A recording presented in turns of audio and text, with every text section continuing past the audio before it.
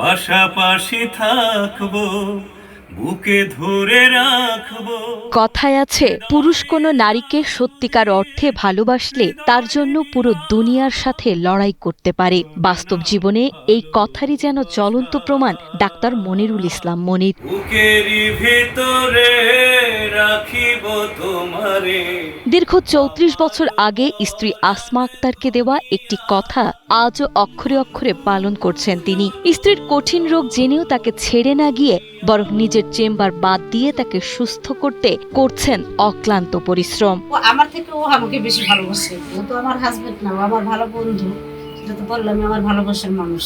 ও তো আমার শুধু স্ত্রী না, আমরা দুজনেই দুজনের ভালো বন্ধু এবং আমাদের সম্পর্কের মধ্য দিয়ে বিয়ে, এবং সেটা অনেক একদম টিনেজে থাকতে বলতে পারেন। শরীয়তপুর জেলার বাসিন্দা ডাক্তার মনিরুল ইসলাম মনির ও আসমা আক্তার দম্পতি ভালোবেসে একে অপরের হাত ধরেছিলেন সেই ১৯৯২ সালে।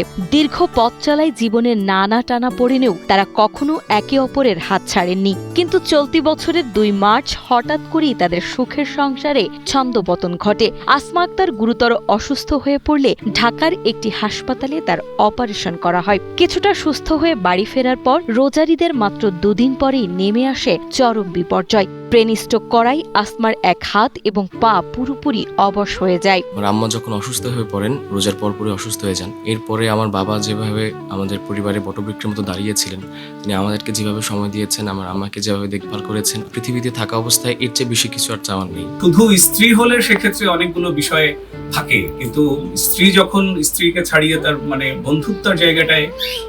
বন্ধুত্বের জায়গাটা আরো বেশি মধুর আমি মনে করি, এবং সেই ক্ষেত্রে বোঝাপড়াটাও একটু ভিন্নতর।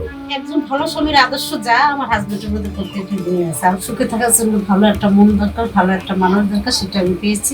স্ত্রীর এমন কঠিন সময়ে ভেঙে না পড়ে ডাক্তার মনির নিজেই তার চিকিৎসার সব দায়িত্ব কাঁধে তুলে নেন। পেশায় একজন চিকিৎসক হওয়ায় তিনি অফিসের পর নিজের ব্যক্তিগত চেম্বার বন্ধ করে দেন। দিনের বাকিটা সময় তিনি পুরোপুরি উজাড় করে দেন স্ত্রীর সেবায়। নিজের হাতে স্ত্রীকে গোসল করানো, ঔষধ খাওয়ানো থেকে শুরু করে নিয়মিত ব্যায়াম করানো সবই তিনি হাসি মুখে করেছেন। পাশাপাশি সন্তানদের পড়াশোনা ও সংসারের সব দায়িত্ব সামলাচ্ছেন। ৪ দেওয়ালে বন্দী অসুস্থ স্ত্রীর মন রাখতে এই স্বামী নিয়মিত তাকে প্রিয় গান ও কবিতা শোনান। প্রথমত আমি তোমাকে চাই, দ্বিতীয়ত আমি তোমাকে চাই, তৃতীয়ত আমি তোমাকে চাই, শেষ পর্যন্ত তোমাকে চাই।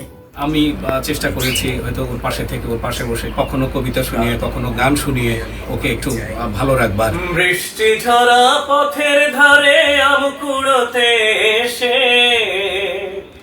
ভেজা হাতে ডাকলো আমায়, বলল ভালোবেসে।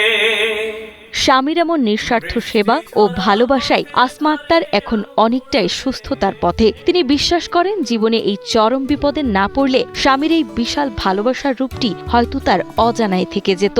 জীবনের এই পর্যায়ে অন্য সবার মতো আসমা আক্তারেরও মনে হয়, একজন নারী সুন্দর হয়ে জন্মানোর চেয়ে সৌভাগ্য নিয়ে জন্মানোটা অনেক বেশি জরুরি।